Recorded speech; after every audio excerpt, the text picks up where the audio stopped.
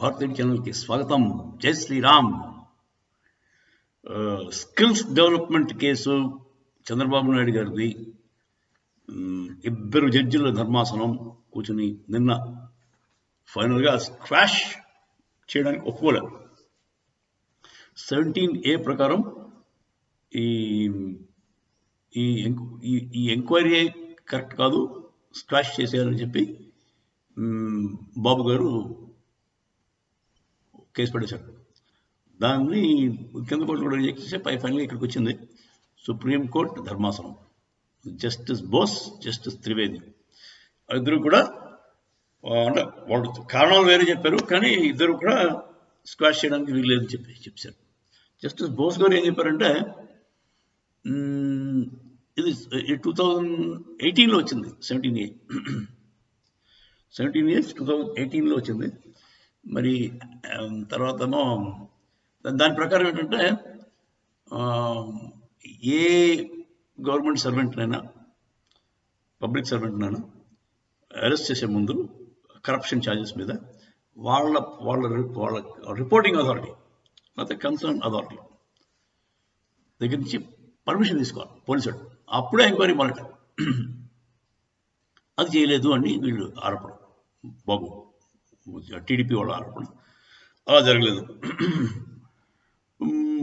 Justice Bose ఏమన్నారంటే అది mandatory కాదు, అవసరమైతే చేయొచ్చు లేకపోతే లేదు అన్నట్టుగా మాట్లాడాడు.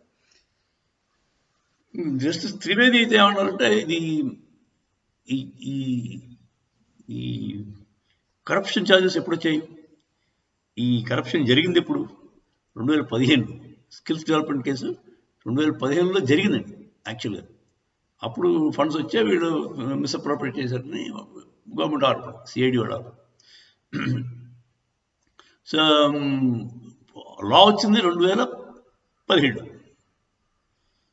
మరి రెట్రాస్పెక్టివ్ ఎఫెక్ట్ ఉండదు లాకి, అంటే వెనక్కి నుంచి రాదు. అంటే మళ్ళీ 2001 నుంచి కేసులన్నిటికీ కూడా పర్మిషన్ లేని ఇప్పుడు కొట్టేయడం కాదు.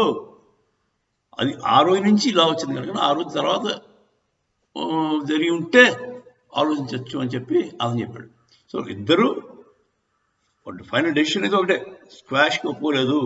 కారణాలు వేరే చెప్పారు, 2 డిఫరెంట్ కారణాలు చెప్పారు. ఒకతనేమో దాన్ని అంత స్ట్రిక్ట్గా ఫాలో కలదని చెప్పిన ఒకతను అన్నాడు, ఇంకో అతను అన్నాడు ఇది రెట్రాస్పెక్టివ్ ఎఫెక్ట్ ఉండదు, ఈ ఏ రోజైతే ఆ లా వచ్చిందో అప్పటి నుంచే కానీ అంత ముందు వెనకాల కనడానికి లేదని చెప్పి త్రివేది గారు చెప్పారు. సో ఎట్టకేలకి మొత్తం ఇద్దరు కూడా బెంచ్ ఉభయ జడ్జిలు కూడా స్క్వాష్కి ఒప్పుకోలేదు. సో యాక్చువల్గా ఈ స్క్వాష్ అన్నది ఒక ఒప్పుకుంటే దానివల్ల ఓల్డ్ మంది బతికేస్తారండి. ఒక్క జడ్జిమెంట్ చాలు. ఈ ఒక్క జడ్జిమెంట్లో మొత్తం పొలిటికల్ ఇప్పుడు దాకా అరెస్ట్ చేయడం అందరూ పడిపిస్తారు. ఇప్పుడు డికే శివకుమార్, తర్వాత సెంథిల్ బాలాజీ, తర్వాత ఇలాంటి కూడా బోర్డు ఉన్నారు జైల్లో ముగుతూ. డికే శివకుమార్ బయట ఉన్నాడు, సెంథిల్ బాలాజీ జైల్లో ఉన్నాడు, డిఎంకే వాళ్ళు, తర్వాత చాలా మంది ఉన్నారు. వీళ్ళందరికీ కూడా రిలీఫ్ వచ్చేస్తారు. 17A కానీ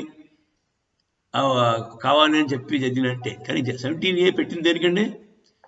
17A పెట్టిన పర్పస్ ఏంటంటే బ్యూరోక్రాట్స్ అంటే ఐఏఎస్ వాళ్ళు, ఐపీఎస్ వాళ్ళు ఉంటారు కదా, వాళ్ళ మీద దొంగారోపణలు పెడతారండి పాలిటీషియన్స్.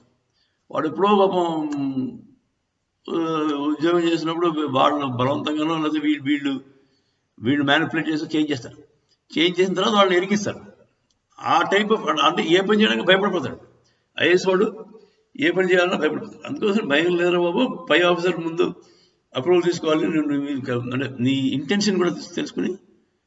ఇప్పుడు సదుద్దేశంతో ఒక అవసరమైనప్పుడు కొంచెం లాని బెండ్ చేసే అవసరం ఉండొచ్చు, దాన్ని కరప్షన్ కింద వీళ్ళు చూపించవచ్చు, వీళ్ళని ఎరికించాలి.